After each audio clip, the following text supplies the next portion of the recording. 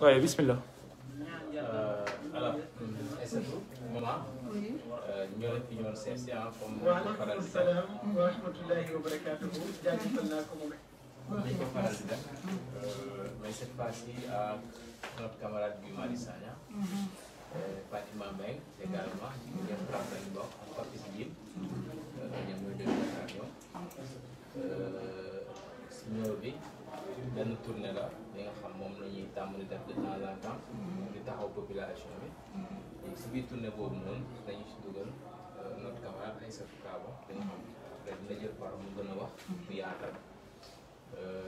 qui est une camarade bi nga xam ni on a inscrit son combat dans le cadre du Doyna et va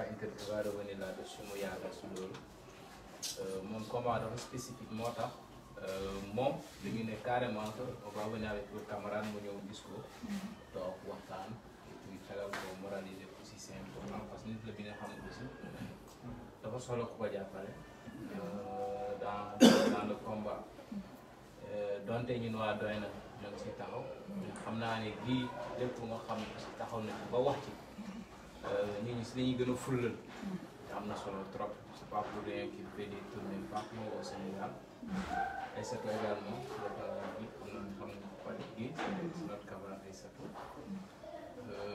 donc voilà on est passé comme je l'ai dit pour échanger avec toi sur tout le programme le concept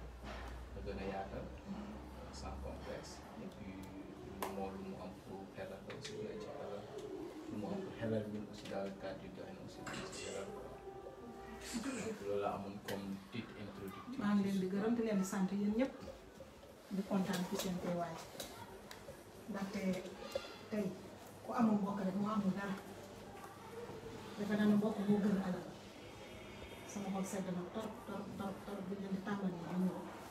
ñu waxtaan ci kaw sujet bi ñu mel ni da ngeen génnee stress bu bëri ci man et puis boobu léegi laa gën a fi yaakaar bi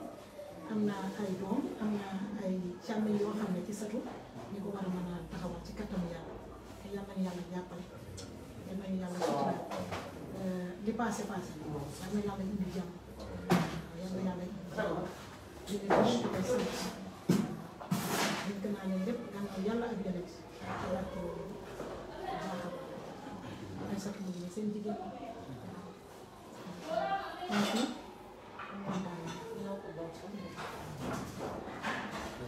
Comme nous avons parlé, on va pas déroger à la règle, on va laisser parler, puis on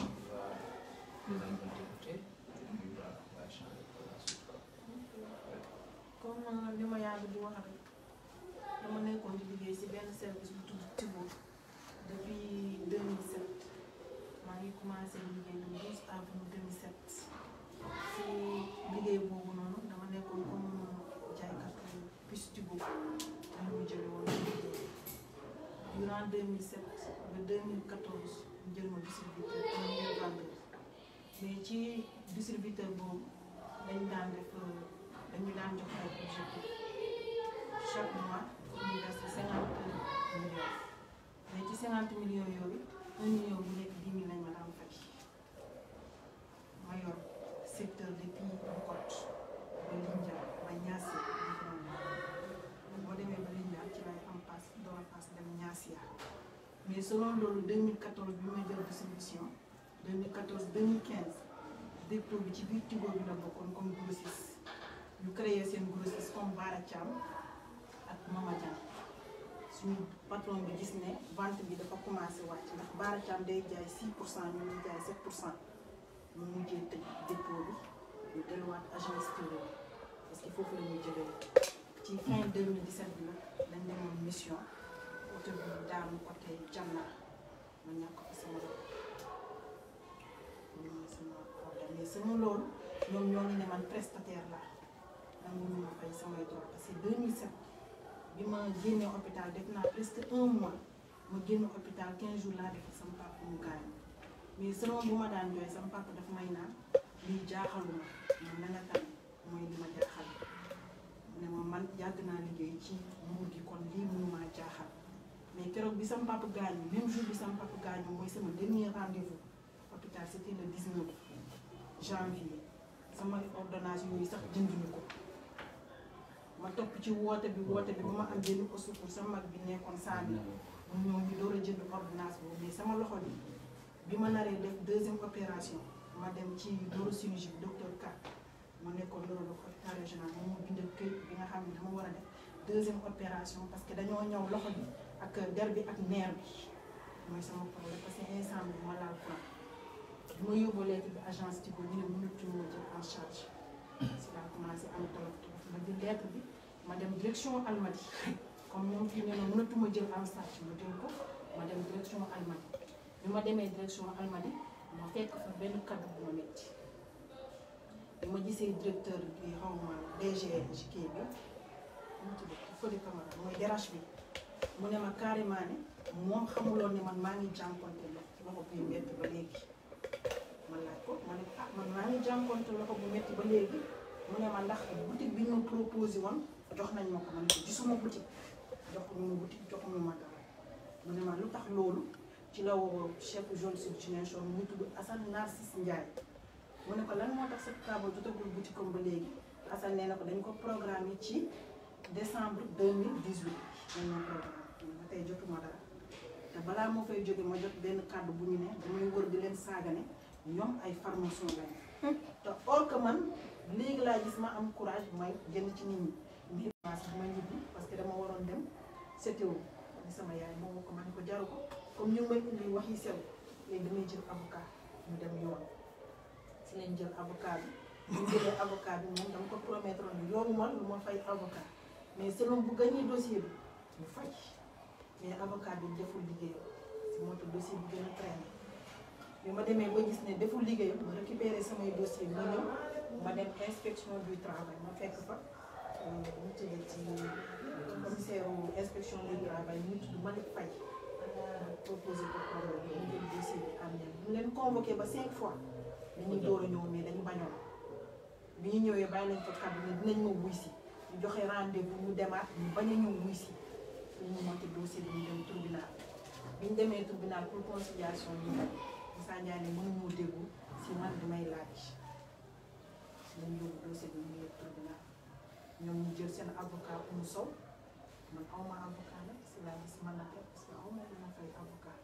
mais selon léegi samay traitement yi dematuma traitement Dakar fan laay defee samay rendez-vous loolu mooy sama problème. voilà lu ma ci mën a yokk mooy juste après l' accident ci boo am lu ñu ko jotoon a jox pour protège bi les premiers soins. Par la suite, j'avais fait une promesse de 10 millions non, comme dédommagement. Ok. Et paraît-il que ces 10 millions ont été décaissés. Mais elle n'a jamais vu la couleur de l'argent. Ça aussi, c'est quelque chose à souligner. Donc là, tu peux renvoi à chaque fois que nous devons tribunal, nous renvoyer le dossier. Dernier fait, moi, nous contre-signer sa signature. C'est ça, non? Signature, donc contre-signer. Comme quoi que. Est-ce que mën nga leeral comme quoi que moom moo signé contrat CDI en 2016 voilà moom lay mujjee def comme boobu donc parce que dañu njëkkoon a wax ne commencé wu ma liggéey 2007 te or que bi may commencé liggéey 2007 amoon na benn patron bi nga xamante ne dafa ñëw le 11 janvier 2007 man ci laa dem le 12 la ma jëm fi hôtel Tahiti lañ njëkkoon nekk. après ñu door a dem CEDEPS ñu jógee CEDEPS ñu dem agence Tigo mais selon loolu yëpp dañuy am ay team leader am ay TM am ay ñu tuddati ay manager ci kaw loolu ñoom ñëpp am na ñi nga xam dama yor seen numéro si laa woo Yama ma ne ko ah man am naa problème mu ne ma ah parce que dañu doon waxtaan si lu bëri daf may teg ci yoon ma ne ko ah lii de ak lii lañu ma wax léegi nu may def. mu ne ma sa mandataire bi lu mu wax ma ne ko daf may laaj mu mën a seede en 2007 moo woo quelques team leaders ñoom dañ fi sori léegi Yamar mi fi nekk moom moo ñëw mandataire bi jëlal ko huissier mu témoigner indi ay këyitam mais bi ñu jotee loolu seen avocat bi bu mu jotee témoignage yi nga génnee encore dossier bi mais 2016 laa commencé liggéey te 2015 la génne woon génnewaat beneen dossier mais maa ko signé 2016. signé wu ma dossier 2016 ma gis ne signature bi ak sama bos dafa xaw a laalante bu baax sax si dama mandataire bi ma ne ko man signé wu ma dossier en 2016. salaamaaleykum. waaleykum salaam. Kole Mao. waaw après. waaye. donc voilà est-ce que est-ce que am na lu ci yokk ci fàtte wala non c'est non sauf que suñu demee tribunal souvent gars yi duñu fulal maanaam duñ ko fulal la duñ ko fulal man à maintes reprises man maa daan dem fekkee kii dañuy ñëw renvoi sans explication renvoi dem naa man fekkee naa 3 kii yoo xamante ne dañ ko renvoyé mais suñu jaaree si ginnaaw j'essaie de me présenter comme benn acteur bi pour dem laajte qu'est-ce qui se passe quoi ñu wax ñu au moins pourquoi ces renvois là duñ la sax diggante dernière fois ma xamoon fa benn waay mooy arrêt ma laaj ko ma ne ko mais grand nu fa demee nii mu ne ma non ñeneen ñoo ñëw ñeneen ñoom sax nee nañ du ñu ñëw sax du ñu ñëw donc elle va perdre son temps. si mën a waati ko quoi. waaw elle va perdre son temps. après si laa dem ma xamante ak Cissé mandataire bi parce que ñoo nekkoon conseil régional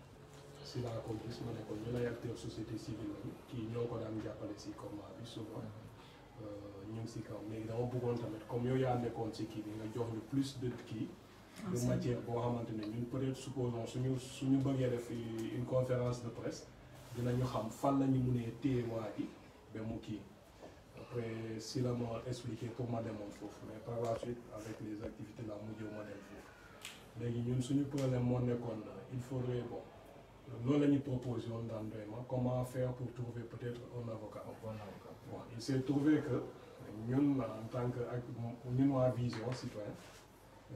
Soli moom a ko sax l'avocat ku nekkoon ñun suñu avocat c'est lui qui est actuellement moom moo nekk avocat Tigo maître Senghor. On a fait l'université ensemble. jotoon naa ko expliquer problème bi pour mu wax ma comment ça va se passer et entre-temps à ma grande surprise ma dégg ni moom mooy dossier kii. donc du coup soo ko waxee daf lay ne le secret xaw ma professionnel donc lui il peut rien me dire ay yooyu noonu.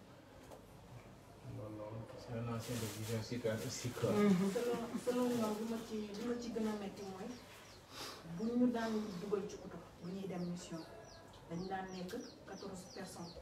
mais keroog ci biir minibus bi ñun 27 personnes lañu ku ne 4x4 lañu toogee selon ñu bëri sax dañu bañ toog 4x4 bi mais man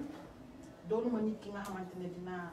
iñaane sa morom parce que koo ne du ma bokk ak yow toogaay day gis ne da nga koo iñaane dara mais ci kaw loolu dañoo jógee Kafountine 19h30 la ñu départ oto bi dara laalu ko oto bi moo jékki saay saaraan boppam groupe bi ñu tegoon si kaw tàkkuñu ko groupe bi moo daanu si toj sama loxo bi te su ma yëkkatiwuloon sama bopp bi lay toj oto bi ñëpp a génn man génnuma ma nekk ci suuf oto bi sama kaw la nekk yàq sama loxo mi bidon groupe bi tout gasoil bi lakk sama loxo ba sama loxo bi mënuma la wax sama loxo bi nu mu mel tey bu ñu nee ñoom noonu lañ may bàyyee may jigéen mënuma defar sama bopp dara te lu may def lu ne damay faj su ma fay du ma def dara may fóot damay ko dafa na yaa dafa feebar sama yaa mu sëgg di ma fóot damay fay ku may liggéey ma fay ku may fóotal fay sama école doom des fois le 5 tak ñu dàq sama doom ko toog lu ma ci mën a yokk mooy on a été voir le DRH ici à l'agence Tigo il nous a renvoyé à Dakar moi ici par la suite que j'ai demandé à Sadibou il n'a qu'à contacter le CM pour essayer de voir ce qu'il peut faire au niveau de Dakar. Donc ça aussi ça a été fait, mais jusque-là. En tout cas, nous, notre constat, c'est qu'elle manque réellement un avocat sérieux. D'ailleurs, le premier avocat, vous me dites qu'on a eu, l'avocat a commencé à gagner une jiko, et puis on a pensé que Tigo il y a un mais bon, puisqu'on n'a rien à justifier cela, la situation en est là. Mais nous, dans notre famille, après avoir étudié le dossier, on s'est dit que si elle a un bon avocat, elle peut s'en sortir. C'est la lecture que nous avons de la situation. Donc, voilà. Je pense qu'on a un peu détaillé maintenant dans les discussions s'il y a des questions pour approfondir la chose, pour éclairer certains aspects. On est ici pour quoi. Nous avons dit que di rafetlu dalal bi nga ñu dalal Sané ak Aïssatou Kama donc di leen di masawu coono di leen di wax ne seen naxar mooy suñu naxar seen métit mooy suñu métit mbir mi métti na lool xëy na sax ñun fu ñu ko àpp weesu na ko alors maa ngi jéem a imaginer accident am groupe daanu si loxo ak li ci topp et tout ça donc ay satu jàmbaar bi waaw jàmbaar bi xëy na bu nekkoon keneen dee na xëy na ba nekkoon keneen nee na bu dundee itam day naan graaw bànn naa rek yàlla donc ay jàmbaar ngeen di gërëm sa yaay c'est ça di gërëm sa yaay say waajur say mbokk yi nga xam ne ñoo la jàppale parce que yu mel nii da ngay soxla ku la jàppale da ngay soxla ku la taxaw boo demee ba toll fii parce que am na en fait ñu la jàppale ñaan yàlla suuf ko yof ci kaw sa waajur bu góor yàlla na yàlla xale àjjana di gërëm waa Doyna vision citoyenne Ziguinchor collectif de veille du Niambis ainsi que toutes les autres organisations yi nga xam ne ñi ngi def liggéey bu am solo di jéem a dajale waa Casamance bi nga xam ne dañoo ay jafe-jafe ba pare di xeex parce que ñu kenn ma ñaar ko tax di leen di féliciter ci taxawaay bi genre de dossier yi dafa métti moo tax ñu war leen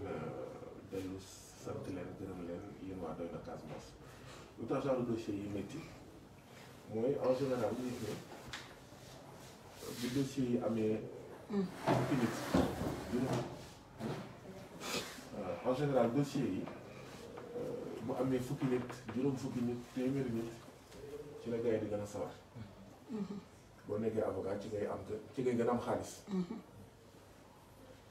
bu dee parti politique xam nga nar a topp dossier benn nit kese dossier fukki nit bokkul fay ngay gën a amee cawarte parce que ngay daan voilà fay junni nit la donc junni carte de vote la voilà parce que dañuy waxante dëgg daal dossier bu mel nii dafay jafe loolu waaw moo tax ma ne loolu bokk na ci li tax ñu war a gën a sant féliciter encourager rafetlu taxawaay waa Doyna Casamance parce que seetuñu ci nekk ne kenn la seetuñu ci nekk kenn fayu leen c'est l'occasion ñu waxaat ne liggéey bu ñuy liggéey bénévolat la amuñu si benn xaalis utuñu si benn xaalis liñ ciy ut mooy lii bu dalee Aïssatou mën na dal keneen c'est aussi simple de ça et que lii buñ ko saafarawul dina fi dalaat keneen xëy na sax dal na ñeneen dañ leen xamul day nekkaat moom rek dafa dal Aïssatou parce que dal na ñeneen avant Aïssatou bu jur fenn parce que lii scandale la nga liggéey ba nit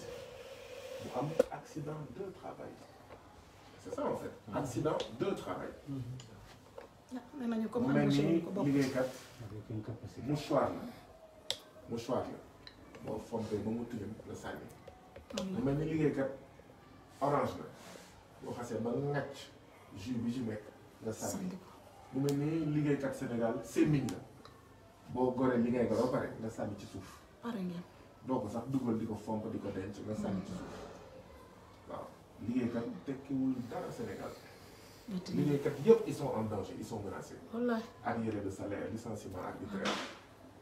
waaw ñu ngi jógee Dakar bàyyi nañ fi lu toll ba dem Touba waaw bu dul woon lii sax bu dul woon fi ñu ñëw Casamance ñu ngi waajal benn marche bu war a am suba ak liggéeykatu Eiffage Marine donc liggéeykat Sénégal dafa sonn dafa torox dafa menacé et malheureusement syndicat yeeg centrale syndicale yeeg yi nga xam ne ñoo waroon waxal liggéeykat yi am na si ba léegi ñuy góorgóorlu waaye yi ci bëri dañoo toog ne mut ne pat ne teg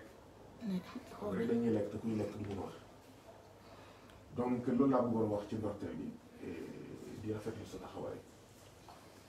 et di wax ne le droit de la femme les droits de la femme la de te ñu mel ni Aïssatou bëri nañu Sénégal doyadal jigéen lii doyadal jigéen la mais féministe lii de war nañ si jóg parce que xëy na bu nekkoon góor mu demee neneen donc ñëpp ñi nga xam ne dañuy wax wàllu droit de la femme fii am na femme boo xam ne ñu ngi koy doyee ni ñu ngi koy ñàkkal fayda waaw def ko lii ba pare toog di ko seetaan bu duloon ay mbokkam kon kenn xamul lu muy jur donc lii bëggoon naa ko wax gën a jaajëfal ay mbokkam masawu ay mbokkam yaayam ay jàmbaar leen ñun ñu ngi Dakar yéen a ngi Ziguinchor Ziguinchor doomu Ziguinchor mooy tabax Ziguinchor doomu Casamance mooy tabax Casamance du doomu Kédougou mooy ñëw fii Casamance tabaxal Casamance de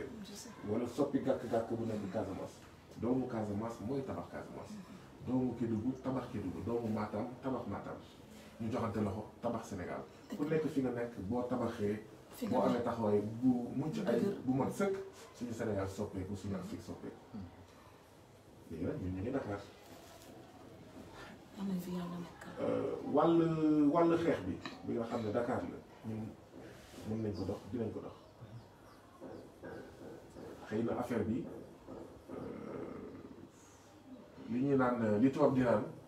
mieux vaut un mauvais arrangement qu'un bon procès mieux vaut un mauvais arrangement qu'un bon procès maanaam déggoo ci dara ñu tënk ko ñu doxal ko même bu fekkee li ngeen déggoowee sax bon am na lu si sooxe moo tane ngay dem tribunal waaw parce que tribunal day yàgg yow mi di xeex sax yenn saa yi nit yi dañuy xeex nga dee sax say sën di continuer dossier bi muy dem rek waaw te du am fin bu fekk voilà donc mieux vaut un mauvais arrangement qu'un bon procès lu tax may wax loolu mooy waaw ñun mën nañ jël engagement bu ñu demee Dakar dama dajeek waa Tigo ñu nekk Dakar ñu ñaan leen ñu saraxu leen waaw ñaan leen saraxu leen ndaxte waxtaan enjeu li ci ëpp waxtaan li ñuy jiital bu ñu am nañu xeex nañu bëri donc foog naa ne am na ay nit ci Tigo ñun ñuy seetaan ñu ñuy déglu ñu ngi leen di lancer un appel Aïssatou bii doomu Sénégal la baaxul ci entreprise bu mel ni Tigo léegi free baaxul ci bépp entreprise ñu ne entreprise bi moo def lii doomu aadama rawatina jigéen baaxul de baaxul ci publicité baaxul ci communication ñun nag bëgguñu egg foofu bu ñu sañoon dañu egg foofu ndaxte amuñu benn problème ak free waaye nag mënuñu seetaan lu mel nii foog mu am ko wax moo tax mënuñu noppi mais dinañ wax nag jiital jàmm ak salaam jiital waxtaan jiital arrangement donc pour jéem a toog waaw kii laajul ciel laajul terre laajul ciel laajul terre waaw mais nag quand même buñ ko seetaan am na loo xam ne xel mën na ko nangu am na loo xam ne xel mën na ko nangu te wóor na ma ne que bu ñu toogee ak Aïssatou dinañ trouver un arrangement lan mooy njëgu benn baaraam lan mooy njëgu benn loxo lan mooy njëgu benn bras tout bras droit dañu yàlla kenn mënu ko voilà rawatina bras droit ci jigéen rawatina jigéen dañu xalaat lépp li nga xam ne mënu ko def ndax loxo bi mu ñàkk alors man maa ngi jéem a imaginer bu ma ñàkkoon sama benn loxo foog naa ne sama àddina dina tukki la nooy sangoo nii de man nag dama yore nooy fóotee jàppale ba sonn nooy raxasee ndab nooy toggee nooy fóotee waaw yërmande rek et donc ñu ngi lancé un appel à Tigo à Free pour que ñu taxawu Aïssatou waaye du ñu yem rek ci nekk fii ci Ziguinchor ci wetu Aïssatou Kabo bi nga xam ne agent Tigo la woon du ñu rek yem ci toog fii di lancer un appel dem yaakaar ni dinañ dégg suñu appel te dinañ am taxawaay bi nga xam ne moo ci war bu ñu demee Dakar dinañ jël contact ak waa Free lii day wane ne tamit dafa am solo suñu ay organisation ñu nekk fu nekk parce que bu nekk organisation boo xam ne Ziguinchor rek la nekk dossier bi ngay traité wala bi ngay xeex mu nekk Kédougou te amoo ku la toogal Kédougou zéro. dina métti de xëy na ñun bu ñu doon wax ne frappe fépp frappe partout gars yi ñu doon wax mooy yéen yi lan ngeen bëgg nii dugg na fi ngeen fi ngeen déet fekk xëy na ñun sax bu ñu ko doon wax am na yoo am na ngëneel yoo xam ne mu ngi ñëw yoo xam ne ñun sax bu ñu ko doon wax xalaatuñ ko woon ñun ñu ngi doon xalaat rek ne bu ñu buggee France génn ci franc CFA foog ñu doon juróomi junni foog ñu doon 10 000 bu ñu buggee génn ci APE foog ñu am une masse critique de citoyens sénégalais wax Macky Sall lii d'accord luñ ko fekk na sax xëy na am na yeneen ñu ngi nii dossier bi fii la société bi maanaam kuréel bi national bi mu ngi nekk Dakar donc vision citoyenne ak FRAPP Ziguinchor war nañ mën a contacter FRAPP Dakar FRAPP département Dakar parce que am na FRAPP département Dakar ñu ne tam ñu def si suñu wàll donc déjà benn ñaareel bi mooy ngeen résumé dossier bi tous les éléments ci dossier bi d'accord ngeen jox ñu ko comme ça ñu itam balaa ñu mën a toog ak ñoom FRAPP Dakar balaa ñu mën a toog ak ñoom ñu xam dossier bi donc ngeen résumé ko wax un peu comment ça s'est passé date yeeg yooyu yëpp jaar-jaar yeeg ñu amee ay documents voilà ñu mun ko am d'accord di am yaakaar ne si jàmm ak salaam mën nañ ko régler di ci séntu jéem a am même un mauvais arrangement bu ñu amee bon arrangement baax na bu ñu amee mauvais arrangement baax na bon du ñun nag ñooy décider lan mooy bon arrangement wala mauvais arrangement moom moo koy décider parce que mbir mi moom la yàlla bu defee ñu am arrangement mu doy ko ñun doy nañu d'accord bu fekkee doyu ko ñu ne ok voilà en tout cas dinañ waxtaan ba biir daal donc du ñun ñooy décider lan mooy bon ou mauvais arrangement est-ce que bon arrangement mooy 50 000 ñun ñoo koy wax est-ce que bon arrangement mooy 1 million di ñun ñoo koy wax moom moo koy wax donc engagement boobu laa bëggoon jël xalaat yooyu laa bëggoon joxe fii et bu fekkee waxtaan si jàmm ak salaam doyul ñu xool naka lañ koy amalee avocat dañuy jéem a trouver un terrain d'entente si waxtaan ak waa Tilène bu mënul nekk rek j'espère que dina mën nekk foog naa ne mën na nekk yàlla na ko yàlla def mën na ko yàlla na ko yàlla def bu loolu doyul waaw foog naa ne am nañu ay contacts yoo xam ne mën nañu am avocat boo xam ne kooku moom c'est sûr que kenn du leen jënd waaw kenn mënu leen jënd waaye loolu ñu def ko ci mujjante donc moom ab diir boo xam ne ngeen jëm a def négociation est-ce que 1 mois la est-ce que 2 mois la je ne sais pas est-ce que 2 semaines la je ne sais pas ça dépendra ci ay satu bu ñu jéemee ba sonn waxtaan ba sonn baaxul ñu jël avocat waaye du ñu yem rek du ñu yem rek ci jël avocat gënaluñu nag dinañ def campagne parce que nag société da ngay def li tubaab di wax mettre de l'éthique sur l'étiquette waaw bëgguñu nag ay patron voyou ay société voyou waxuma nag Tigo société voyou la waaye nag société voyou mooy société boo xam ne utum xaalis jaral na ko lu nekk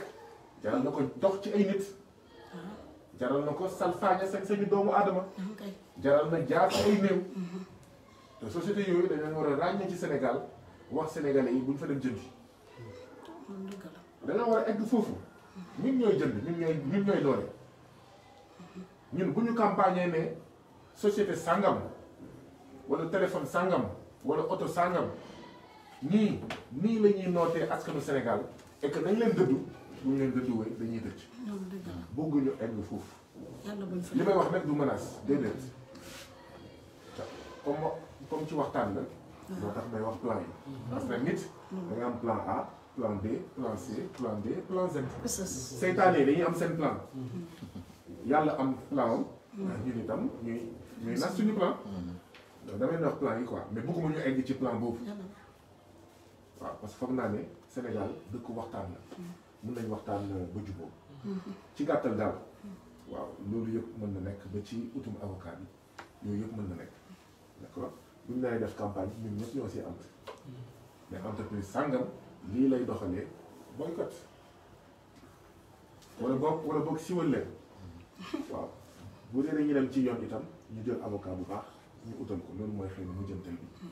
donc loolu laa amoon li may wax di leen di wax ne kon am ngeen suñu soutien total et sans condition merci kii mooy papa déjà wutu leen d'accord déjà yàlla ko yàlla yërëm déjà wéetu leen ci xeex bi di rafetlu taxawaay encore doy naa Casamance et ñun ñi nekk Dakar à travers FRAPP Dakar dossier bi bu paree rek résumé histoire bi bu paree rek ngeen envoyé ko waa recrutement et déploiement d'accord wala yéen ngeen saisir directement le coordonnateur de FRAPP département de Dakar ñun itam ñun waa secrétaire exécutif national on s'assure qu'ils font le job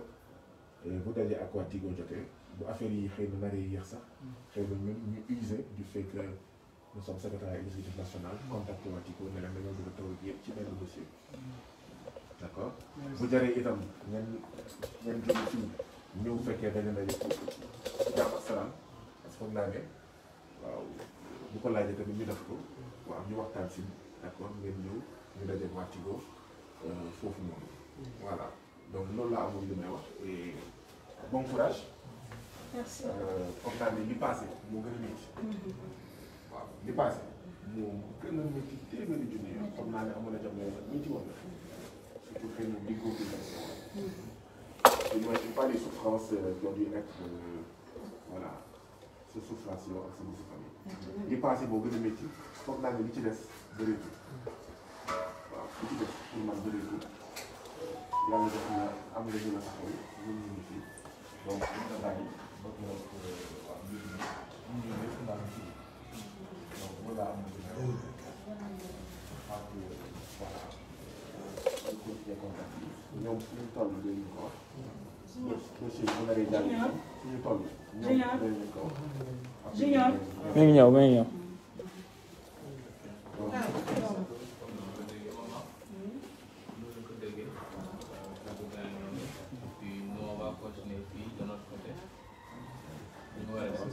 ah Junior Junior ma def lu bees ban classe bi def waaye yaa ngi góorgóorlu loolu def espagnol wala pese espagnol dégg nga espagnol après année bi yow yaa ngi wut lay def muy gudd nii rek ñu def. mais les enfants après maintenant ma ngi rêve scolaire sinon ça va ba yaa ngi jàppale si rek jàppale sa yaay mooy góorgóorlu ci école d'accord jàmbaar la de. jàppale sa yaay itam mooy jàppale ko ci góor waaw c'est vrai que góor nga waaye bu togg jotee la nga togg waaw bu dem marché jotee la nga dem marché dégg nga voilà bu leen amee itam nga xam ne noonu la daal d'accord voilà donc góorgóorlu la école góorgóorlu ci kër gi yàlla baax d'accord allez jaajëf waaw ok xam naa on va y aller maa ngi leen di gërëm bu baax ak waa Agence. yal na yàlla dëgëral seen taxawaay. maa ngi jàng bu baax mooy nag un rek waaw na nga góorgóorlu dégg nga d'accord voilà góorgóorlu lépp li nga doon def yokk ko d'accord non dafa yomb maanaam ñun ñu ngi uti ñu ngi daanu di daw de gauche à droite pour uti avocat bu baax mënuñu ko am jàngal bu suba nga yore ci il faut nga am benn option. démb rek maa ko koy waaw soo boo xamante sa yaay rek doo reculer tu vas pas savoir la connaissance la comment dirais-je régression doo ko xam